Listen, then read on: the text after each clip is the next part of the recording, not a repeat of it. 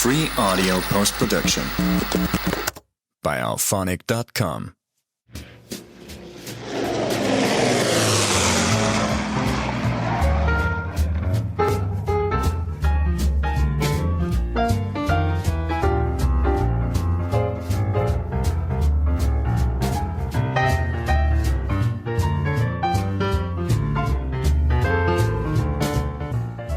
Hello and welcome to another episode and brand new series of Never Mind the Dambusters with me, James Jefferies, and my co-presenter, Jane Gulliford-Lowes. Yes, we are back after a short break and ready to continue our deep dive into the rich, complex and often controversial history of RAF Bomber Command. We've got lots planned in this series and some absolutely fantastic guests lined up. But before we introduce today's guest and topic, Jane, how have you been and what have you been up to? Hi, everyone. I'm great. Thank you, James. It doesn't feel that long since we actually stopped recording, but it's actually a couple of months, isn't it? Really looking forward to getting back into this series, though. My enthusiasm is bursting, shall we say. And so, yeah, I'm really looking forward to getting going. What have I been up to? Apart from working hard in the real world, I've been doing a lot of promotion work and stuff for Invisible Campaign, which I'm delighted to say has been really well received and has received some excellent reviews from people whose opinion I rate very highly, which is lovely. Other than that, I have been to Norway and I'm going to Norway again on Saturday, which is lovely. But by the time this episode goes out, I'll probably be off again. So yeah, regular trips to Norway, definitely recommended. Hopefully it will stop snowing by the time I get there. Yeah. How about you, James? What have you been up to? Well, the biggest thing, anyone who follows me knows that I've been working on my latest PhD chapter, which is the biggest one. It is submitted, so fingers crossed for that. When this goes out, I would have had my panel, so I would know whether they like it or not. So we'll see. So yeah, fingers crossed. Thank you for the word. What else have I done? Read a few good books recently. Most recently, Richard Morris's biography on Barnes Wallis, which was absolutely fascinating, fantastic read. Done a little bit of work on the Augsburg book as well, not a lot, and prepping for Cambridge, but really the chapter just took over. And like you say, I don't know where the time's gone. You've just been so busy with, and obviously lecturing on top of that, and the things that you have to do anyway, working and such. And yeah. But something else I did during the break was I visited the visitor centre at former RAF Bircham Newton in Norfolk, just a few miles from King's Lynn. And that now leads me on to our guest for today. And we are delighted to welcome back our regular listener and chairman of the RAF Bircham Newton Heritage Centre, Jamie Heffer. Jamie, welcome back to the show. Thank you. Thank you very much. Good to be back. So, yeah, I have to say, going to the centre, had a great day. I love the way that it's laid out. You've got the different rooms of the First World War and the massive Second World War. I really like the pamphlets as well with various stories and information. Folks, go and support and visit Bircham Newton or your nearest heritage centre. They do absolutely brilliant work. And, yeah, I recommend anybody to go there. And it was a pleasure. And Jamie gave us a tour around and it was absolutely fantastic. Yeah, it was a good day. I thoroughly enjoyed your visit, and we had a little bit of walking the ground, and we did. I was like a man on a mission there to point out all the buildings I could in the shortest period of time when I was walking around. My arms were waving around like a man playing tennis at one point. I think it was I think my shoulders ached by the time we'd got back to when we got back into the museum part of the visit. I'm not surprised. No. Yeah. Absolutely hanging off your every word as well. That was fascinating. All the personal stories and yeah. So many stories to talk about, so much history, just in one site, and you say it just for our site, you can imagine what it's like for many of the other sites. Yeah. Absolutely pouring with history. That's the other thing is I keep reading, books now, and Bircham Newton keeps coming up, which I'd never noticed before. I don't know what it is since you've had you as a guest. Like, Bircham Newton again. Now it appears wherever you see it. You read a book and they're like, oh, Bircham Newton. That's the thing, though. I've said this for a long time. It always seems to get this honourable mention, and that's about it. And it just flies under the radar. And a lot of, especially when you're talking about the early period of the war, 1940. Oh, we landed at Bircham Newton, and then that was the first and last you hear of it. But obviously there was so much that went on there during the Second World War, especially. So, very important site, and, the whole point of the museum is to get it into the sort of public consciousness a little bit. Absolutely.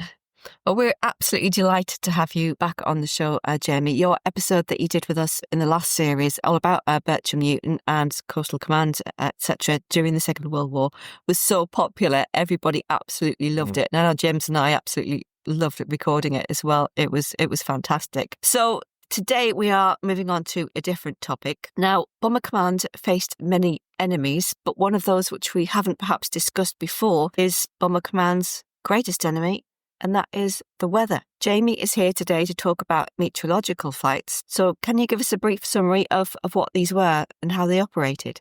Yeah, so really, as you say, the biggest challenge is always going to be Mother Nature.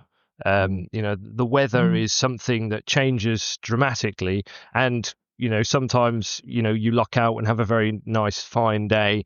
You think everything's all hunky-dory in your flight, and then suddenly it takes a turn for the worse, which can seriously disrupt whatever operation you're flying on, especially weather conditions over your home aerodrome, your own airfield. That was one of the most dangerous points of any operation, taking off and landing from your home base. And if the weather takes a turn for the worst while you're out on operation, you could have had a very successful and very uneventful sortie. It could have been anywhere. Coastal Command, for example, into the North Sea. Bomber Command, obviously flying into over-occupied airspace. And you think to yourself, oh, we've had a very lucky day. We've had a very few incidents on this. And then you get back to your home base and suddenly there's absolute thunderstorms or thick cloud and fog that completely obscures all vision. And that's one of the big challenges of flying, especially during wartime, which makes the meteorological side of things so very important.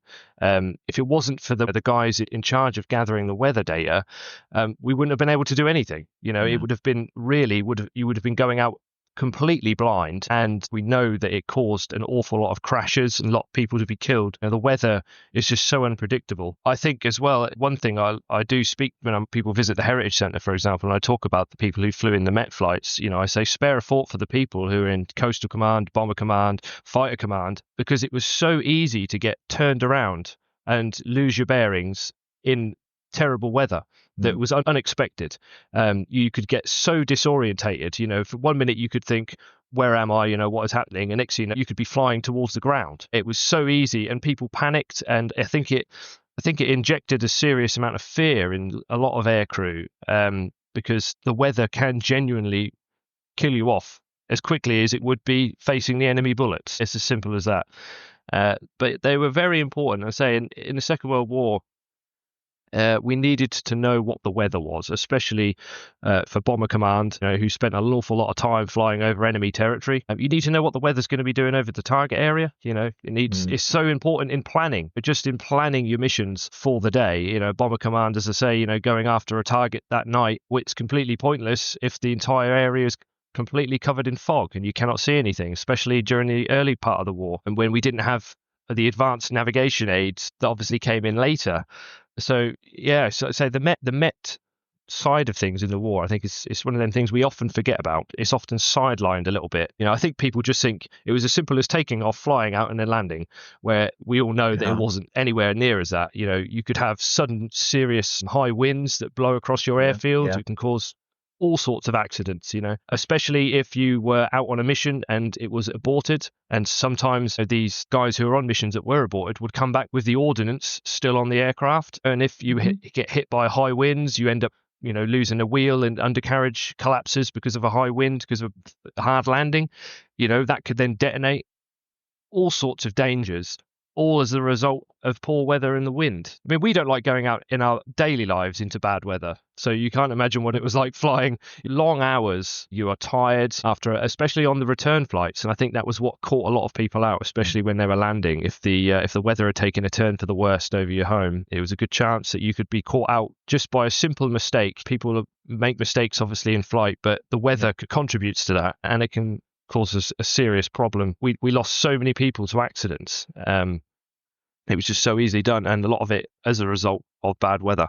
So Well, that springs to mind, actually, when I've been reading about two group in the Battle of Britain going over and bombing German airfields, especially, Denmark-Norway way, and they're supposed to go in 7/10 cloud, and then all of a sudden the cloud will disperse, and they do press on, so to speak, and there are a couple of instances where they're absolutely, blown to bits, shot down, etc. And also with wind factors, as you mentioned, you think flying 8 hours Berlin, the wind is going to change in that time, and you've got your your mathematical equations and such. You can tell I don't do maths because of what I sound like at the moment. But you've got it all worked out, and then all of a sudden, the wind goes up 10 miles an hour, crosswind. That's going to change things. You need to be aware of that, don't you? Yeah, exactly. To give you an idea, I mean, talking of the dangers, there's one particular story I often share that's related to Bircham Newton that happened as a result of, what we've been talking about, dangerous weather. So there was one incident involving a Blenheim of 235 Squadron on the 26th of May 1940,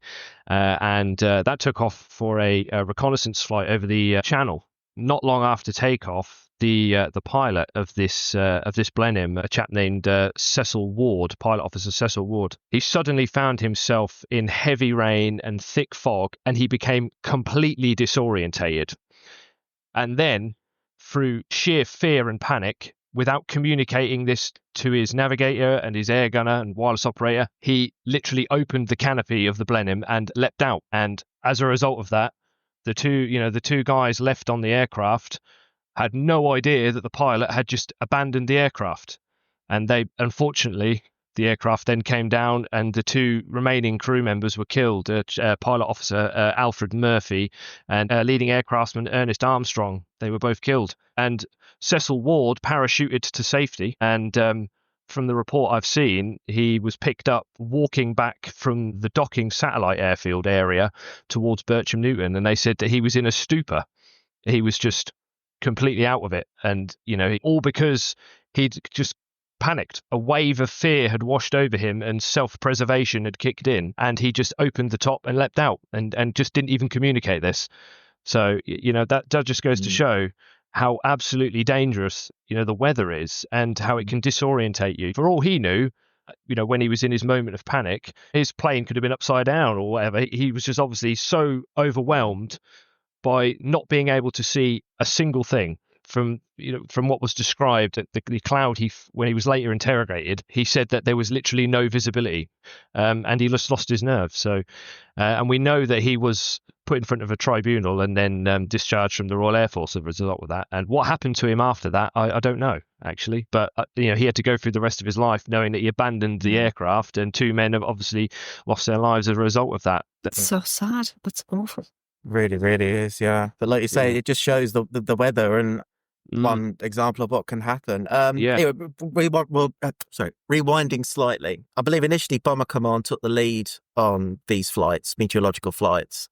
But then they were mainly handed over to Coastal Command around 1940. Yes, about early 1941, yeah. So the Bomber Command initially had control of all of the meteorological flights in the RAF, and then it was all handed over to Coastal Command. As a result of that, you will see some of the existing Bomber Command flights, their numbers were changed when they were transferred to Coastal Command. So basically, they added a 1 in front of all of the existing numbers.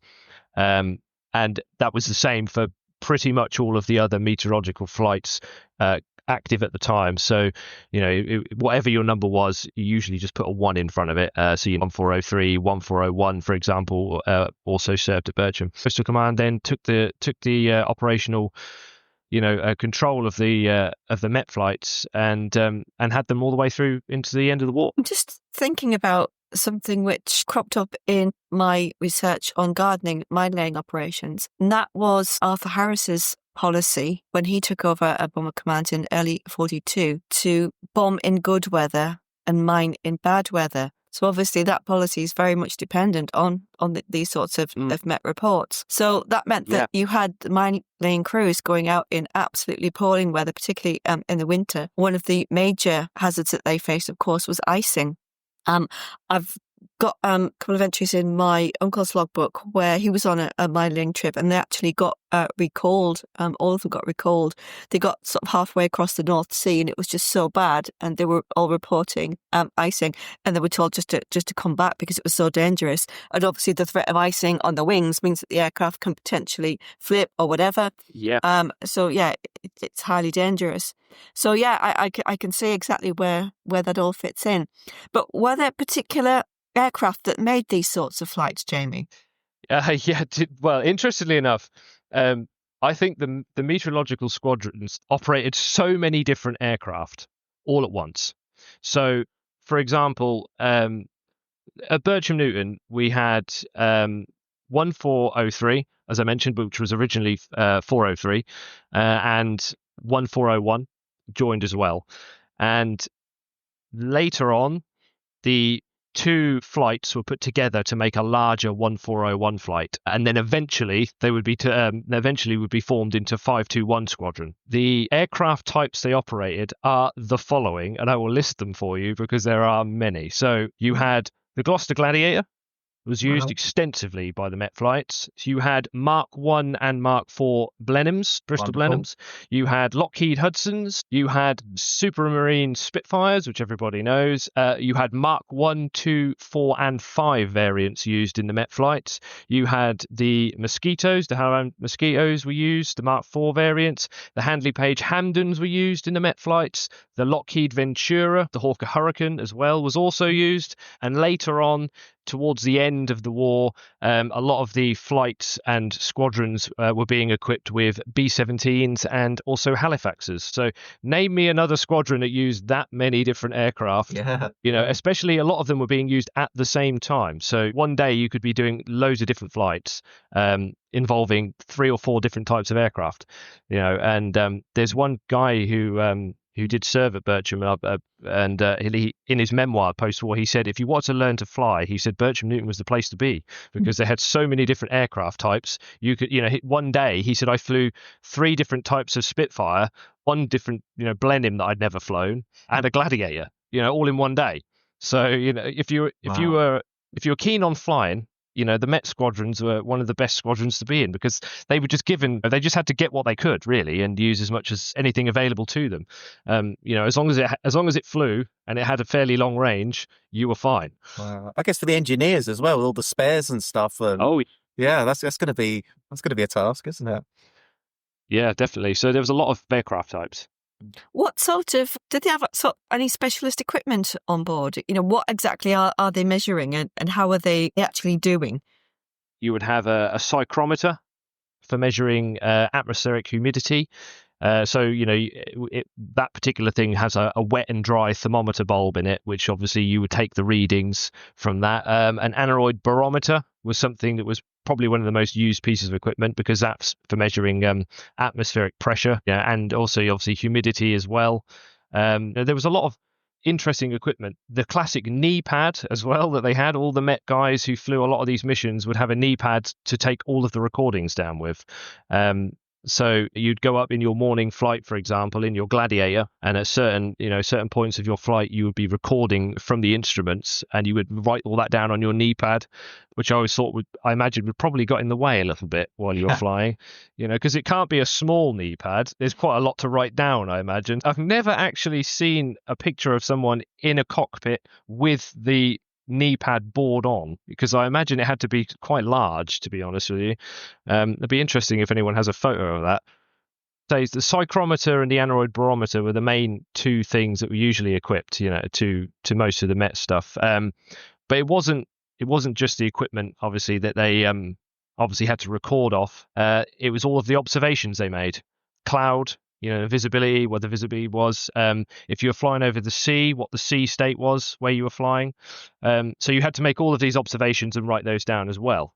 Just regarding Bircham Newton, can you tell us a little bit more about a specific Met role and a little bit more about some of the flights that were based there? During that period of time, Bircham's composition of the Met flights really was effectively broken down into 4 main flights. So the first I'll mention was, the code name for it was THUM, so THUM, which stands for Thermal Upper Air Measurement. And that was primarily done with the Gloucester Gladiators. So they would fly in an ascent up to about 30,000 feet to gather upper atmosphere readings and pressure, temperature and humidity. And they were usually flown 3 times a day. So you would have 3 of these flights every day, and they were in all weather conditions. It didn't matter what the condition were, you had to do those 3 flights. So if the weather was raining, heavy rain and cloud, you would still go up and do it. If it was thick fog and you couldn't see anything, you would still go up and get the flight in. So you can imagine it's quite a hard job on the person as well. Considering you're flying up that high, it's going to be very cold, and you had to layer yourself up quite thick with your flying gear, and sometimes adding extra padding to yourself so you don't get so cold when you're flying up to those altitudes. Obviously, you have to make sure that your oxygen supply is working correctly when you're flying up to such high altitudes. So I say THUM was a very important part of the Met. So after that, we have PRATA, which was another one of the high ascent Met flights. So that's PRATA, which is pressure and temperature ascent, and that was a high altitude Met sortie conducted with Spitfires up to 40,000 feet. And that was usually above the aerodrome or within sort of 10 miles of the aerodrome, and they would usually take readings every 5,000 feet. So you would slowly work your way up to such a high altitude, and then you would obviously, float back down at your leisure. And hopefully you hadn't suffered a mechanical issue during that particular point in time, because you can imagine flying at such high altitudes, you have to make sure, everything on your aircraft is working correctly. If you get too high, obviously you have a problem with the oxygen mixture on aircraft as well. So you can obviously have some problems there. But the Spitfire was quite well suited to such a job. And so they did that quite often as well. That was usually done between 1 or 2 times a day, the PRATA. The third, I should say, of the 4 was called RHOMBUS. So RHOMBUS. That is effectively a long-range reconnaissance mission into the North Sea.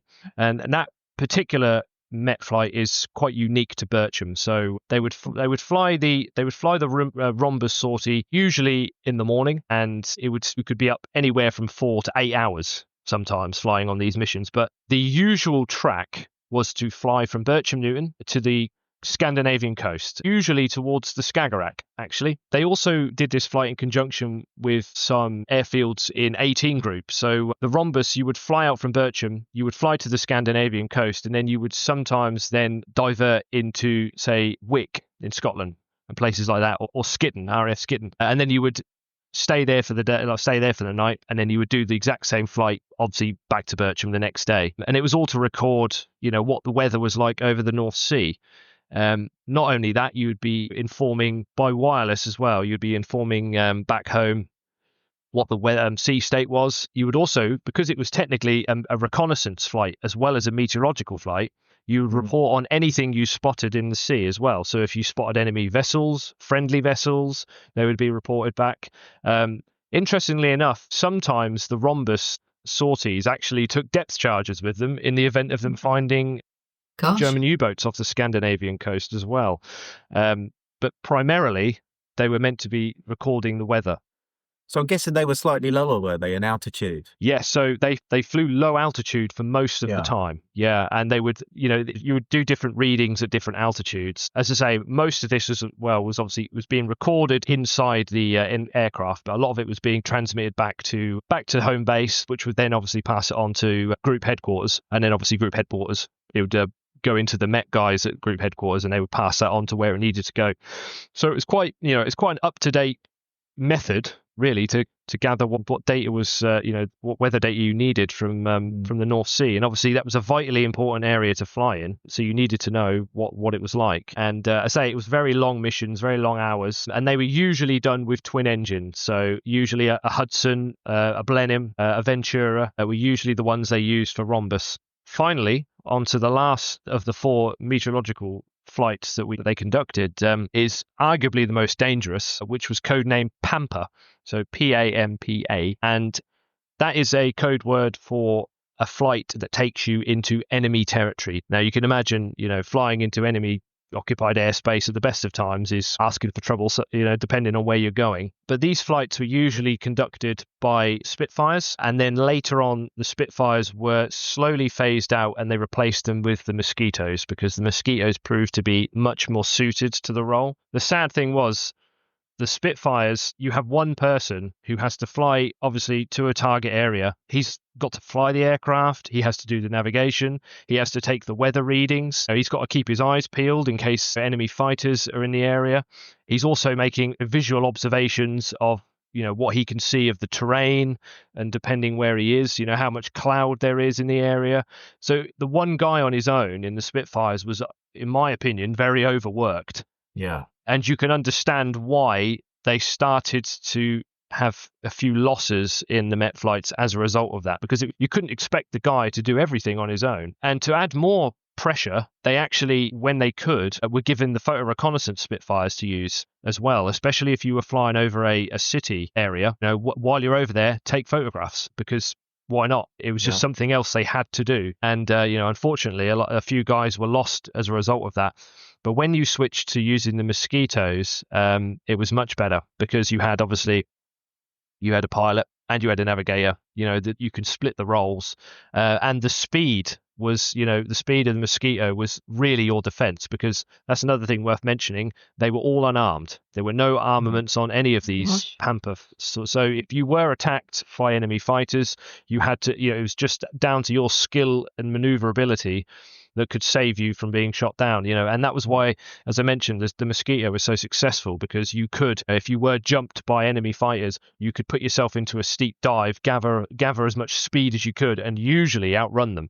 They think, well, we're not going to chase him down, he's too far gone for us. But even the Mosquitoes were, unfortunately caught on a few occasions while doing these missions. But you can imagine how vitally important that is, especially to Bomber Command. The PAMPA section of the Met flight that flew from Bircham Newton, they provided absolutely vital data, because really, they're doing these flights in daytime, in the middle of the day sometimes, with good visibility. They need to get the weather data recorded. That then needs to be passed on to Bomber Command, and then Bomber Command obviously have to decide, are we going to go ahead with this mission to bomb X city? What's the point if the weather is so atrocious that we're not going to be able to hit anything? Is it going to be too dangerous to fly over the target area?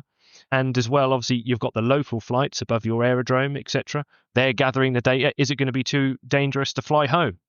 That was a big thing. So it just with them 4 different flights, it just shows you how absolutely vital the meteorological side of things was. Yeah. It sprung to mind, actually, but I remember with the Nuremberg raid, there was the late weather report, because they thought that they could fly in the cloud, and it mysteriously sort of cleared, and you could see the contrails of the bombers. And I mean, that was just absolutely, a night fighter's dream. And in that case, there's contention, isn't there? Because that report was ignored. Yeah. And that's the thing that when it comes to the weather side of things, you can predict and you can gather as much data as you want, but the weather is still unpredictable and can change an instant, which can lead to serious disasters. And sometimes it can lead to something good in your favor. Sometimes the weather will clear up unexpectedly and make your flight a lot easier. But obviously the opposite is true as well. They needed to gather an idea of what the weather was like and how to plan their missions around the weather. And as you mentioned earlier, Jane, when it came to gardening, bad weather, do mine laying. And that just tells you the weather's too poor for bombing, so we'll do mine laying instead. And I mean, I wouldn't want to fly into horrendous weather. Something low level over water near the enemy coast where it's heavily armed. Yeah. It's a recipe for disaster, really. And it really is. It's surprising. It really was. Surprising. It's surprising that they even sent them out in such poor weather, but that was just how it was. If they didn't take risks and fly in bad weather, they wouldn't have done half of the flying missions that they were supposed to. That's just shows you how important it was. I'm just thinking about it from the opposite point of view as well. You've mentioned about disasters happening. I've read quite a few of the reports and the research from the operational research section. One of them in particular was about a disastrous mine laying campaign where losses were something in the ridiculous, I think, region about 13-14%. One particular operation, and a major part of that report was meteorological information. So that would have all been gathered by the flights that you're talking about, presumably. Yeah. So as well as sort of being done in preparation for operations being carried out, it was also crucial in analysing what went wrong if and when things did go wrong. The weather is just such an important factor, and it really does dictate the whole air war, really, when you think about it. Not just obviously for the Royal Air Force, but also the Americans as well. When the Americans came in, you had to fly even more Met flights because you had the Americans obviously flying in the middle of the day, and you had Bomber Command flying at night. You needed continuous weather reports to be filtered to the various squadrons that were operating at the time. The Americans obviously had their own weather guys, their own meteorological flights, but they were assisted by the Coastal Command Met flights as well. So, as I say, you cannot stress. I cannot stress enough how important it was. I'm just thinking about another incident that's come to mind as well. Again, relating to my uncle's crew, and again relating to a mine laying up. They were I can't remember where it was. I think it might have been over the Frisian Islands or somewhere off the coast of Denmark. They were conducting an op, and the information they had been given about wind speeds and weather was wrong, so that they arrived over the target area with about 15 minutes to spare. And because the mines have got to be laid precisely with the coming and going of the tides, etc., this meant they had to fly around the target area for 15 minutes until the time came when they could actually drop the mines, which is obviously is highly dangerous when you're sort of hanging around, the coastal areas, being targeted by enemy defences. So again, that's just an example of how things can go wrong when you haven't got the proper weather information. Yeah. They say, especially around that area, I mean, a lot of the meteorological stuff over the Frisian Islands was done from the flights and squadrons that operated from Bircham Newton. It was one of our main areas in 16 Group, and it wasn't just the Met guys that were flying over areas like that. You had squadrons that were based on anti-shipping at Bircham who flew on and off around the Frisian Islands, especially. They would also come back and report on the weather. Because if you had eyes on what the conditions were like, you should report that as part of your debrief, which is so often that they did. So it just shows you, again, even the guys who aren't in the Met squadrons are still reporting on the weather. I just wondered if you had any personal stories you wanted to share from Bircham Newton. Oh, yeah, well, there's a few. There's a few interesting characters that flew in the Met flights at Bircham. I mean, there's so many that I actually, off the top of my head, I had to pick a few that I liked because there's so many interesting characters. I'll start off. I'll start off and mention, one of the early, a bit of a sad note really, but one of the early casualties of 1401 Met flight at Bircham Newton when it was formed into a larger flight. And that was the actual commanding officer of the Met flight. He was a chap, Wing Commander John Forbes, and he was unfortunately killed on the 15th of March 1942, where he flew on a special mission requested by Bomber Command, actually, to gather weather data over Dusseldorf for a planned mission later that evening. And on the way back, he was flying in a photo reconnaissance Spitfire.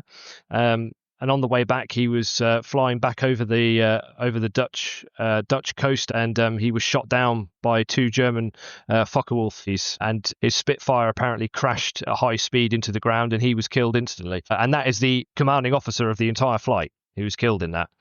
So, it just goes to show how difficult it was flying on your own in these Spitfires. But yeah, he was one of the early casualties of the flight when it became a larger operation, and he was then succeeded by a chap shortly after that named Denny Braithwaite, and the squadron leader Braithwaite is what he became to be. And he wrote quite extensively about his time in the Met flights in a lovely book named Target for Tonight, which I think you may know, James, because I handed you a copy when you visited Bircham.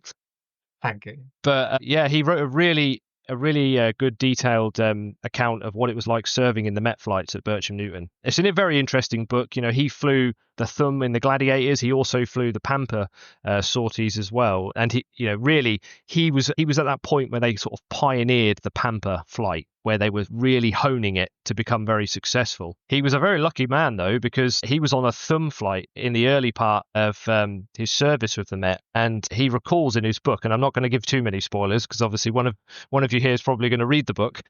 Yes. But he recalled that he took a THUM flight in the morning, and this was shortly after Wing Commander Forbes had been killed, and he noted that morning Forbes would have been there to do that flight. And now it was up to him to do it. And, he took off in his Gladiator.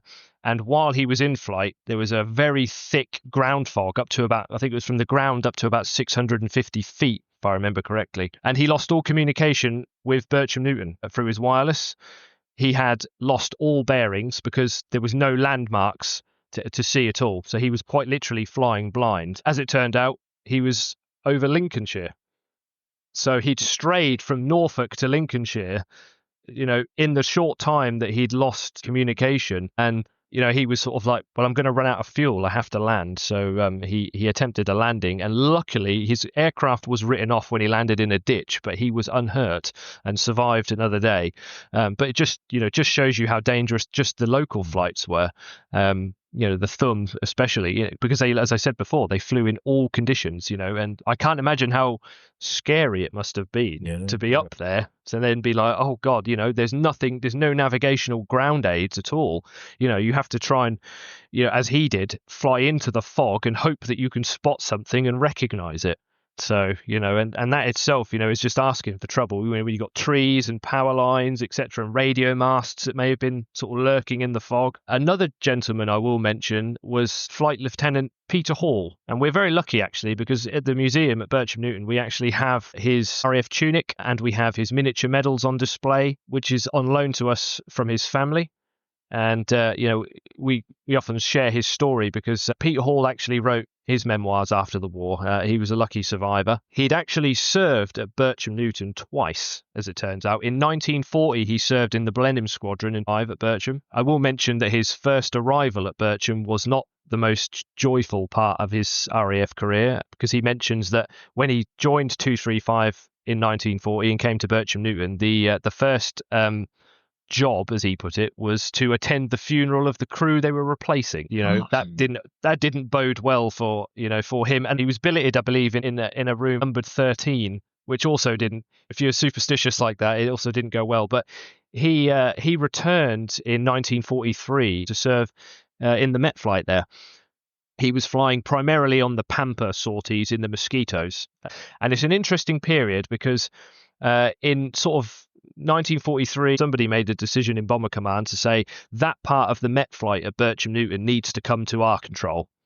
So it was actually taken from Bircham, and then it was folded into 1409 Met, which was then under the Pathfinder squadrons and force. Oh, right. Under Bomber Command.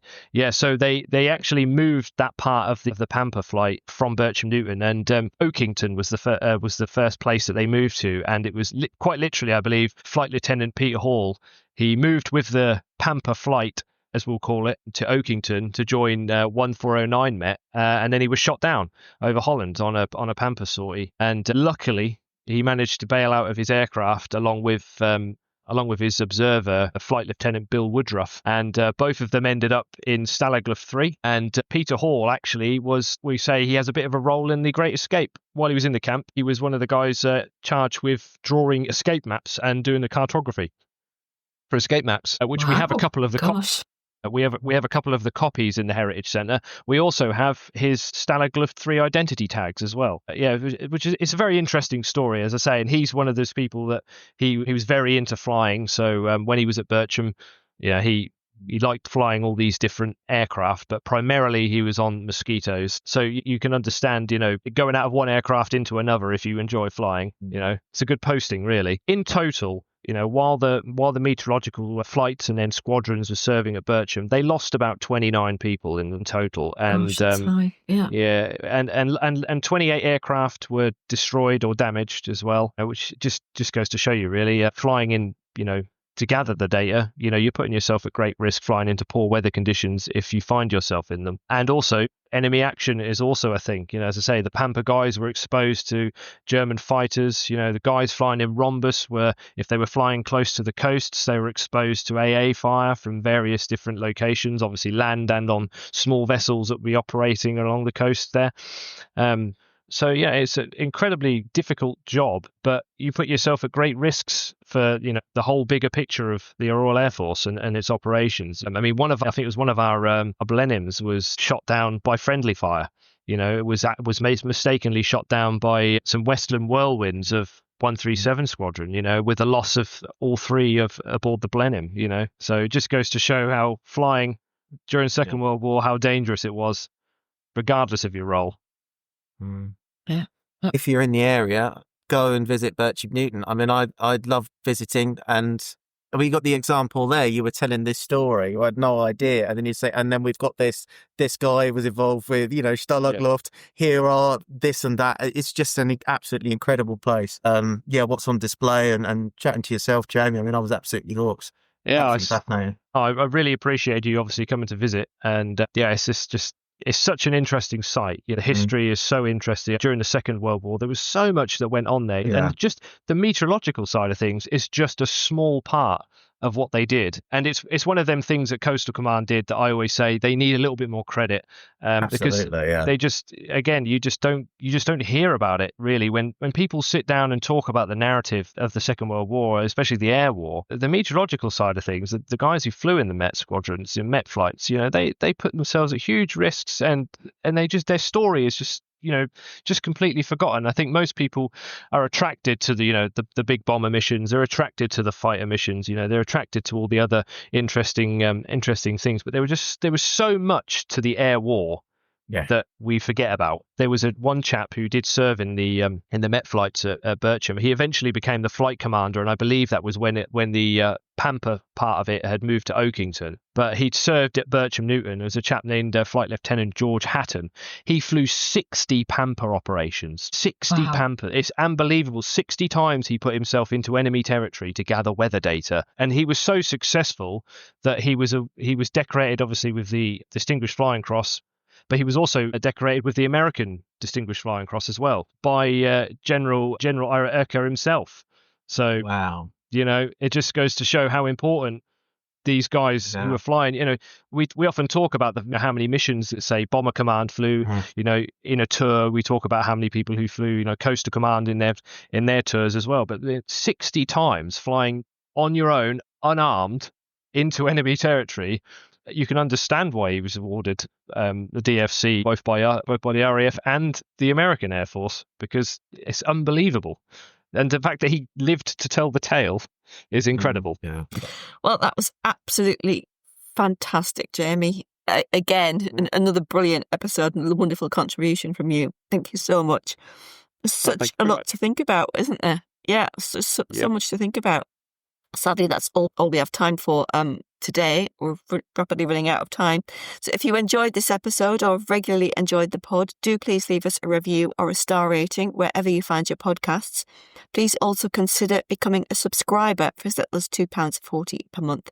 This keeps the show going. It pays for all of our software and platform costs. And to our subscribers, we are so thankful and so grateful for your support. The link is in the show notes or at nevermindthedambusters.buzzsprout.com. Please also feel free to join our Facebook discussion group, which is open to all listeners, and follow us on our various social media platforms. Thanks very much for listening, everybody. Hope you've enjoyed it. We've got so much more to look forward to in the rest of this series. Thank you. Bye.